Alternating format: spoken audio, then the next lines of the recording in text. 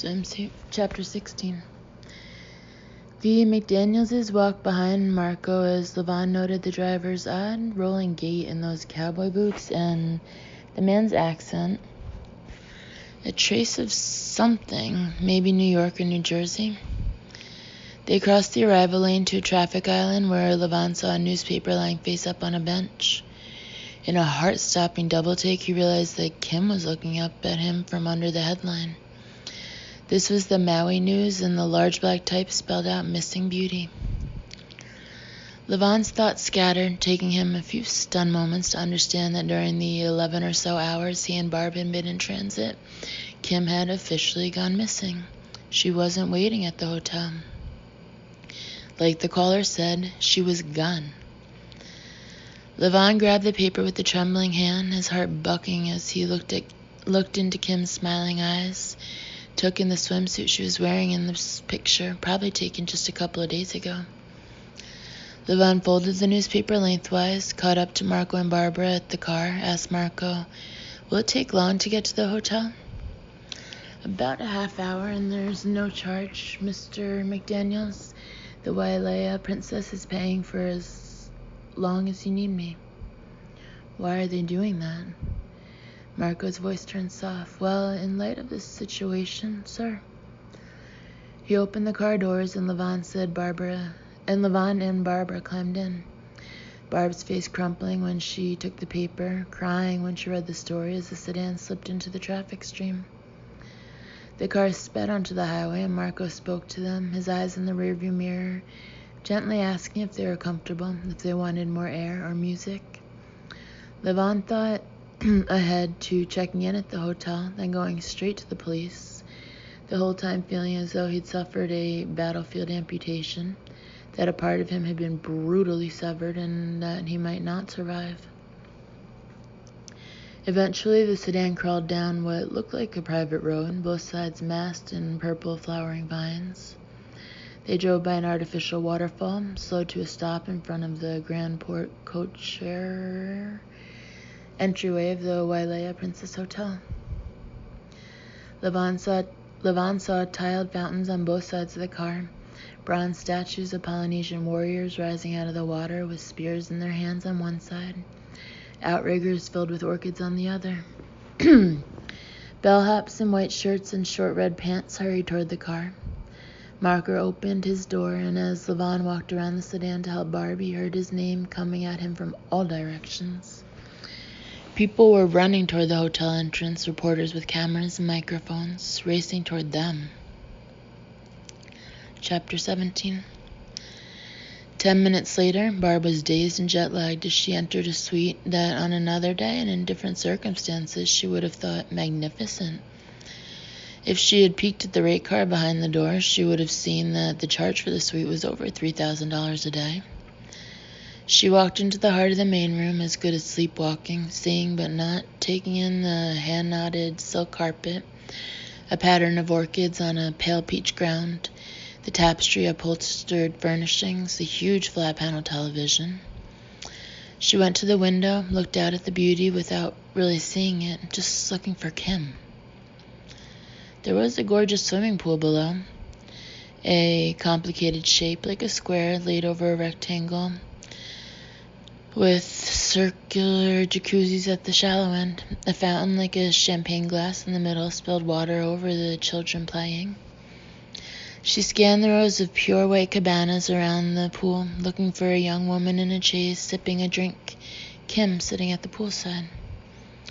Barb saw several girls, some slimmer or heavier or older or shorter, but none of them Kim.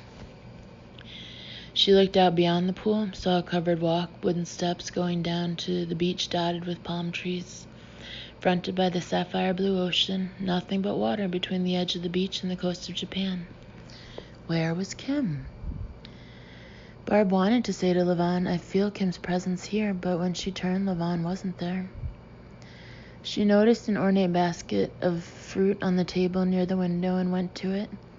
Heard the toilet flush as she lifted out the note that was in fact a business card with a message written on the back. Levon, her poor dear husband, his eyes unblinking and pain behind his glasses, came toward her asking, "What's that, Barb?" She read out loud, "Dear Mr. and Mrs. McDaniels, please call me. We're here to help in any way we can." The card was signed Susan Gruber, S.L., and under her name was a room number. Devon said, "Susan Gruber, she's the editor-in-chief. I'll call her now." Barb felt hope. Gruber was in charge. She'd know something. 15, maybe 20 minutes later, the McDaniels' hotel room was full, standing room only. Chapter 18. Barb sat on one of the sofas, her hands clasped on her lap, waiting for Susan Gruber, this take-charge New York executive, with her bright white teeth and face as sharp as a blade, to tell them that Kim had had a fight with a photographer, or that she hadn't photographed well enough, and so she'd been given the time off, or something, anything that would clear it all up, make it so that Kim was simply absent, not missing, not abducted, not in danger. Gruber was wearing an aquamarine pantsuit and a lot of gold bracelets, and her fingers were cold when she reached out to shake hands with Barbara. Del Swan, the art director, had dark skin, platinum hair, jewelry in one ear, and he was dressed in fashionably worn-out jeans and a tight black t-shirt. He looked like he was about to have a mental collapse, making Barbara think that maybe he knew more than he was saying, or maybe he felt guilty because he was the last one to seek him. There were two other men. The senior one was 40-something, in a gray suit, had corporation written all over him. Barb had met men like this at Levon's Merrill Lynch conventions and business cocktail parties. She thought it was a pretty safe bet that he and the junior clones standing to his right were both New York lawyers who'd been overnighted to Maui like a FedEx package in order to cover the magazine's ass. And Barb looked at Carol Sweeney, a big woman wearing an expensive if shapeless black dress. As the booker from the modeling agency who landed this job for Kim and had gone on the shoot as Kim's chaperone, Carol looked like she'd swallowed a dog, that's how choked up she was. Barb couldn't stand to be in the same room with Carol. The senior suit, Barb forgot his name as soon as she heard it, told Levon, "We have a security team working to find out where Kim may have gone." He didn't even look at Barb, directed his attention to Levon. Pretty much they all did. She knew she looked emotionally fragile, and who could say she didn't have good reason? "What more can you tell us?" Barb asked the lawyer. "There's no sign that anything happened to her. The police assume she's sightseeing." Barb thought, Levon, tell them. But Levon had said to her before the magazine people arrived, "We'll take information in, we'll listen, but we've got to keep in mind that we don't know these people." Meaning anyone attached to the magazine could have had something to do with Kim's disappearance. Susan Gruber put her elbows on her knees and leaned forward and said to Levon, "Kim was inside the hotel bar with Del, and Del went to the men's room, and when he returned, Kim was gone. No one took Kim. She left on her own." "So that's the story?" Levon asked. "Kim left the hotel bar on her own, and no one's heard from her, and she's been gone for a day and a half, and that means to you that Kim ditched the shoot and went sightseeing? Am I getting that right?" "She's an adult, Mr. McDaniels," Gruber said. "It wouldn't be the first time a girl dumped a job. I remember this girl Gretchen took off in Cannes last year, showed up in Monte Carlo 6 days later." Gruber was talking like this was her office, and she was patiently explaining her job to Levon. "We've got 8 girls on the shoot." She went on to say how many people she had to supervise and all the things she had to cover, and how she had to be on the set every minute or looking at the day's shots. Barbara felt the pressure building inside her head. All that gold on Susan Gruber, but no wedding ring. Did she have a child? Did she even know one? Susan Gruber didn't get it. "We love Kim," Carol Sweeney blurted to Barb. I felt that Kim was safe here. I was having dinner with one of the other models. I mean, Kim is such a good girl and so responsible. I never thought we had reason to worry." "I only turned my back for a minute," said Del Swan, and then he started to cry. It all became clear to Barb why Gruber had brought her people to see them. Barbara had been raised to be nice, but now that she'd stopped denying the obvious, she had to say it.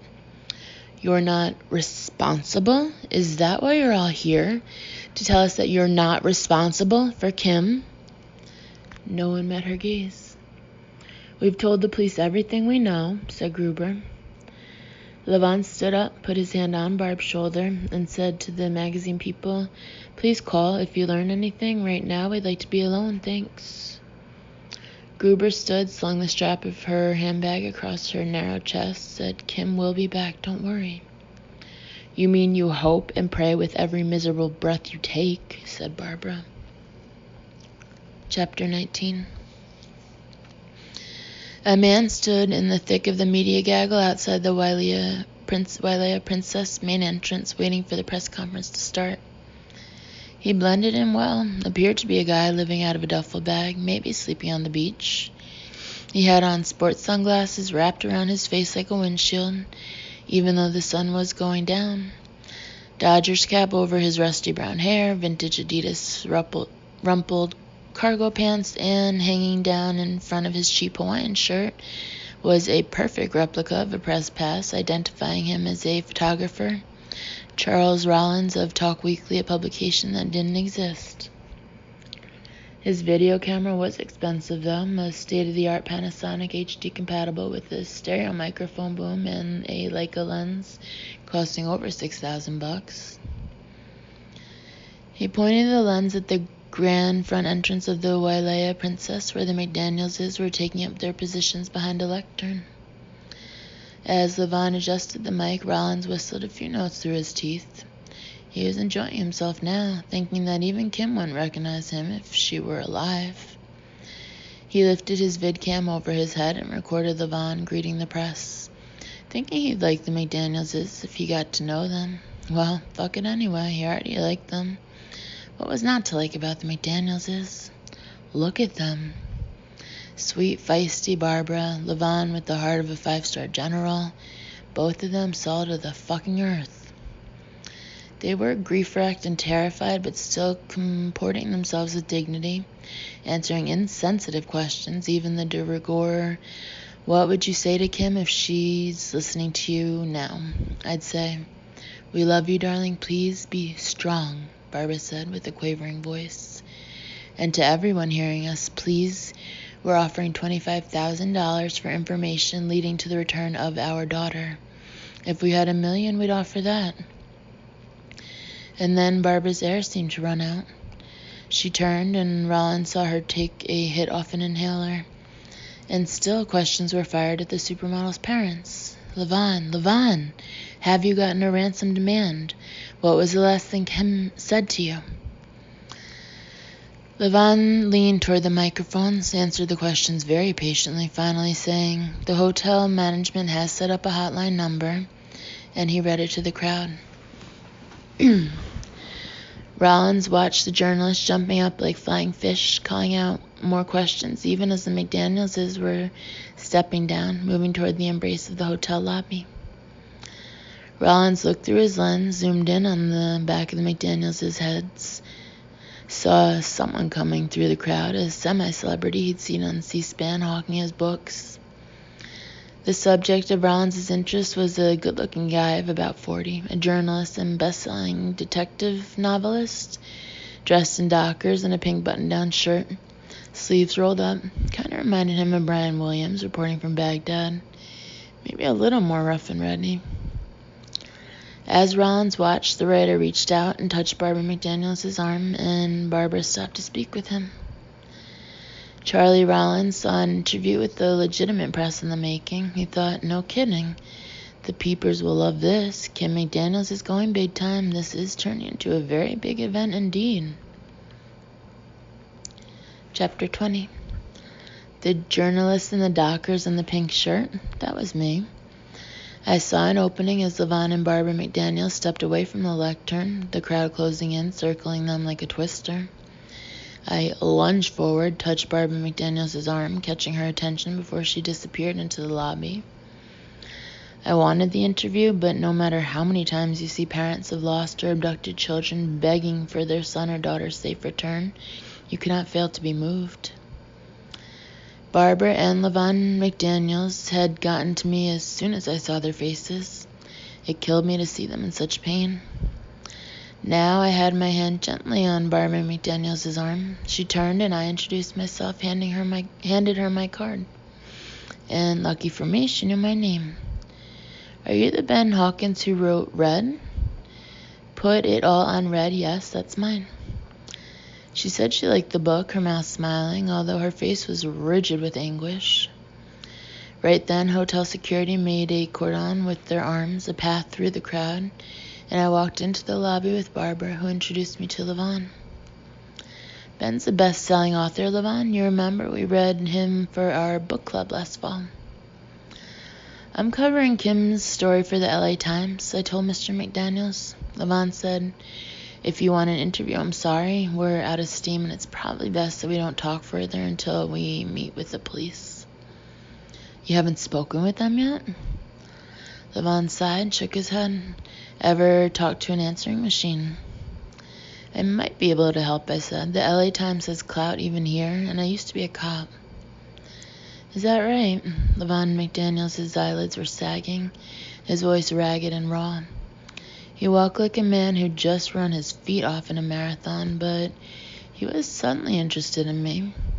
He stopped walking and asked me to tell him more. I was with the Portland PD. I was a detective and investigator. Right now, I cover the crime desk for the Times. McDaniels winced at the word crime, said, okay, Ben, you think you can give us a hand with the police? We're going out of our minds. I walked with the McDaniels through the cool marble lobby with its high ceilings and ocean views until we found a semi-secluded spot overlooking the pool. Palm trees rustled in the island breeze. White kids in bathing suits ran past us, laughing, not a care in the world. Levon said I called the police several times and got a menu. Parking tickets press 1, night court press 2.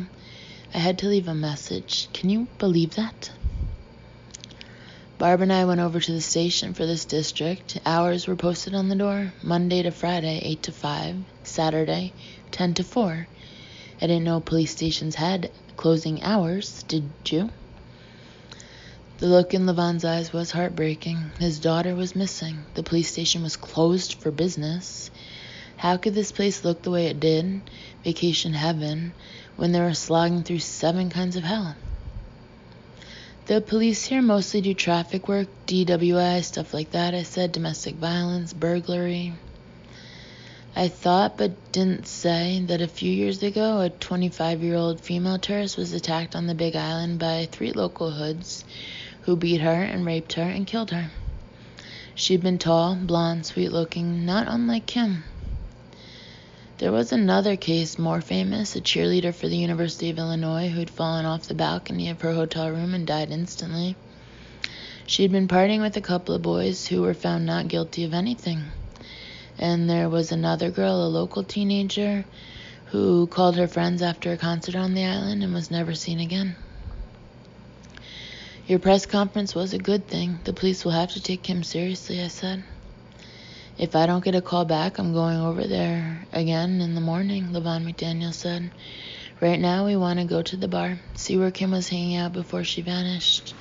You're welcome to join us. Chapter 21. The Typhoon Bar was on the mezzanine floor, open to the trade winds, wonderfully scented by plumeria. Cafe tables and chairs were lined up at the balustrade, overlooking the pool and beyond. A queue of palm trees down to the sands. To my left was a grand piano, still covered, and there was a long bar behind us. A bartender was setting up, slicing lemon peel, putting out dishes of nuts. Barbara spoke. The night manager told us that Kim was sitting at this table, the one nearest the piano, Barbara said, tenderly patting the table's marble surface. Then she pointed to an alcove 15 yards away. That would be the famous men's room over there. When the art director went to just turn his back for a minute. I imagine the bar as it must have been that night. People drinking, a lot of men. I had plenty of questions, hundreds of them. I was starting to look at this story as if I were still a cop. If this were my case, I'd start with the security tapes.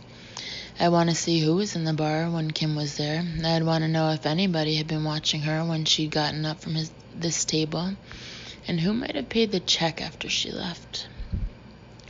Had Kim departed with someone, maybe gone to his room? Or had she walked to the lobby, eyes following her as she made her way down the stairs, her blonde hair swinging? What then? Had she walked outside, past the pool and the cabanas? Had any of those cabanas been occupied late that night? Had someone followed her out to the beach? Levon carefully polished his glasses, one lens and the other, and held them out to see if he'd done a good job. When he put them back on, he saw me looking out at the covered walkway beyond the pool area that led to the beach. What do you think, Ben? All of the beaches in Hawaii are public property, so there won't be any video surveillance out there. I was wondering if the simplest explanation fit. Had Kim gone for a swim? Had she waded out into the water and gotten sucked under by a wave? Had someone found her shoes on the beach and taken them? What can we tell you about Kim? Barbara asked me. I want to know everything, I said. If you don't mind, I'd like to tape our conversation. Barbara nodded, and Levon ordered G&Ts for them both. I was working, so I declined alcohol, asked for club soda instead. I had already started shaping the Kim McDaniel story in my mind, thinking about this beautiful girl from the heartland with brains and beauty, on the verge of national fame, and about how she had come to one of the most beautiful spots on earth and disappeared without trace or reason. An exclusive with the McDanielses was more than I'd hoped for. While I still couldn't know if Kim's story was a book, it was definitely a journalistic whopper. And more than that, I'd been won over by the McDanielses. They were nice people. I wanted to help them, and I would. Right now, they were exhausted, but they weren't leaving the table. The interview was on. My tape recorder was new. The tape just unwrapped and the batteries fresh. I pushed record, but as the machine whirred softly on the table, Barbara McDaniel surprised me. It was she who started asking questions. Chapter 22. Barbara rested her chin on her hands and asked, "What happened with you in the Portland Police Department? And please don't tell me what it says in your book jacket bio. That's just PR, isn't it?" Barbara let me know by her focus and determination that if I didn't answer her questions, she had no reason to answer mine. I wanted to cooperate because I thought she was right to check me out, and I wanted the McDanielses to trust me. I smiled at Barbara's direct and interrogatory style, but there was nothing amusing about the story she was asking me to tell. Once I sent my mind back to that place and time, the memories rolled in, unstoppable, none of them glorifying, none of them very pleasant either. As the still vivid images flashed on the widescreen inside my head, I told the McDanielses about a fatal car wreck that had happened many years ago, that my partner, Dennis Carbone, and I had been nearby and had responded to the call. When we got to the scene, there was about a half hour left of daylight. It was gloomy with the drizzling rain, but there was enough light to see that a vehicle had skidded off the road. It had caromed off some trees like a 2-ton 8-ball, crashing out of control through the woods. I radioed for help, I said now. Then I was the one who stayed behind to interview the witness who'd been driving the other car, while my partner went to the crashed vehicle to see if there were survivors. I told the McDanielses that the witness had been driving the car coming from the opposite direction, that the other vehicle, a black Toyota pickup, had been in his lane, coming at him fast. He said that he'd swerved, and so had the Toyota. The witness was shaken as he described how the pickup had left the road at high speed, said that he'd braked, and I could see and smell the 100 yards of rubber he'd left on the asphalt. Response and rescue vehicles showed up, I said. The paramedics pulled the body out of the pickup, told me the driver had been killed on impact with a spruce tree, and that he'd had no passengers. As the dead man was taken away, I looked for my partner. He was a few yards off the roadside, and I caught him sneaking a look in my direction. A little odd, like he was trying not to be seen doing something. There was a sudden flurry of girlish laughter as the bride, surrounded by her maids of honor, passed through the bar to the lounge. The bride was a pretty blonde in her 20s. Happiest day of her life, right? Barbara turned to see the bridal party, then turned back to look at me. Anyone with eyes could see what she was feeling and what she was hoping. Go on, Ben, she said. You were talking about your partner with the guilty look. I nodded, told her that I turned away from my partner because someone called my name, and that when I looked back again, he was closing the trunk of our car. I didn't ask Dennis what he was doing because I was already thinking ahead. We had reports to write up, work to do. We had to start with identifying the deceased. I was doing all the right stuff, Barbara, I told her now.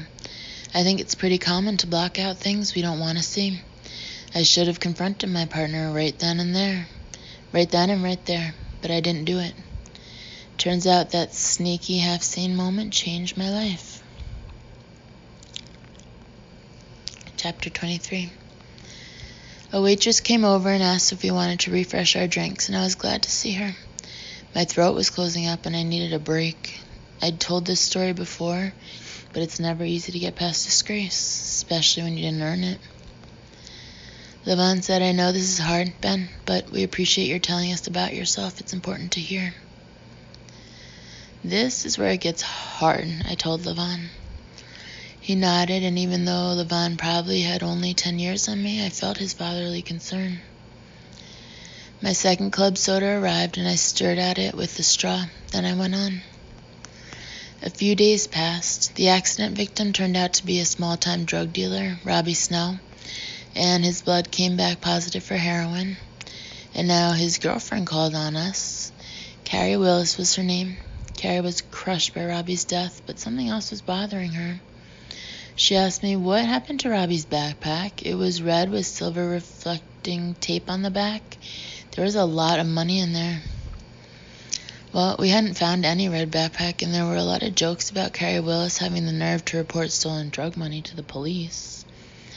But Robbie's girlfriend was convincing. Carrie didn't know that Robbie was a dealer. She just knew that he was buying a piece of acreage by a creek, and he was going to build a house there for the two of them. The bank papers and the full payment for the property, $100,000, were in that backpack because he was on his way to the closing. She put all that money in the backpack herself. Her story checked out. So you asked your partner about the backpack? Barbara prompted.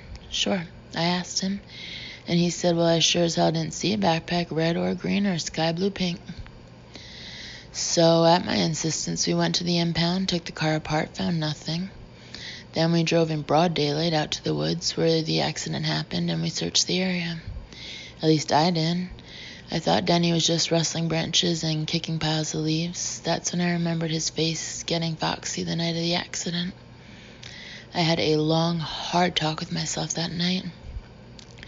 The next day, I went to my lieutenant for an off-the-record chat. I told him what I suspected, that $100,000 in cash might have left the scene and was never reported. Levon said, well, you had no choice. Denny Carbone was an old pit bull of a cop, and I knew if he learned about my conversation with the lieutenant, he'd come at me. So I took a chance with my boss, and the next day, Internal Affairs was in the locker room. Guess what they found in my locker? A red backpack, said Levon. I gave him a thumbs up. Red backpack, silver reflecting tape, bank papers, heroin, and $10,000 in cash. Oh my God, said Barbara.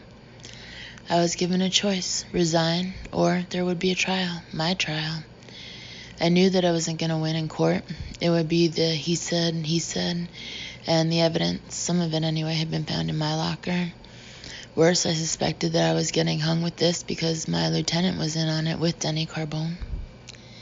A very bad day blew up a lot of illusions for me. I turned in my badge, my gun, and some of my self-respect. I could have fought, but I couldn't take a chance. I'd go to jail for something I hadn't done. That's a sad story, Ben, said Levon. Yep, and you know how the story turns out? I moved to LA, got a job at the Times, and I wrote some books. You're being modest, Barbara said and patted my arm. Writing is what I do, but it's not who I am. And who would you say you are, she asked. Right now, I'm working at being the best reporter I can be. I came to Maui to tell your daughter's story, and at the same time, I want you to have that happy ending. I want to see it, report it, be here for all the good feelings when Kim comes back safe. That's who I am. Barbara said, "We believe you, Ben." And Levon nodded at her side. Like I said, nice people.